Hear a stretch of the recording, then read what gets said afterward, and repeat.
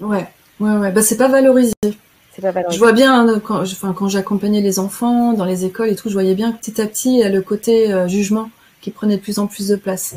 Chez certains enfants arrivaient à garder ça. Une citation de Picasso, je me rappelle plus exactement, mais je crois que c'est de comment garder son enfant intérieur adulte, que c'est ça le plus difficile, comment garder cette âme d'enfant, de le préserver quand on grandit.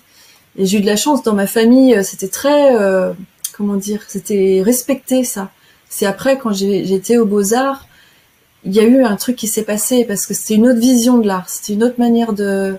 Et là, fou, ça m'a complètement bloqué. Enfin voilà, entre autres, hein, il y avait d'autres choses aussi, mais et c'est retrouver ce côté voilà de l'enfant qui joue et en même temps, ben il y a l'adulte qui va comprendre des choses, qui va accueillir l'enseignement de ce qui est en train de se passer, parce que ça aussi c'est un autre aspect de l'expression créative dans un mode art thérapie, c'est que on va récolter en fait ce matériau qui est issu de notre subconscient, parce que notre subconscient est formé, se base sur les images, les symboles, etc. Donc là, on a une matière symbolique qui est extraordinaire, dans laquelle on peut plonger et aller cueillir un peu des pépites de ça.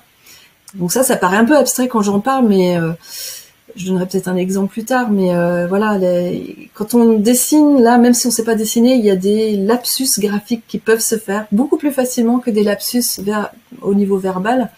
Et dans ces lapsus-là, c'est là où on peut récolter plein de choses sur nos fonctionnements, nos schémas, etc. Puis après, il y a un travail de transformation, mais ça, c'est encore un aspect incroyable, enfin en tout cas très vivant de l'expression créative quand on a cette vision-là.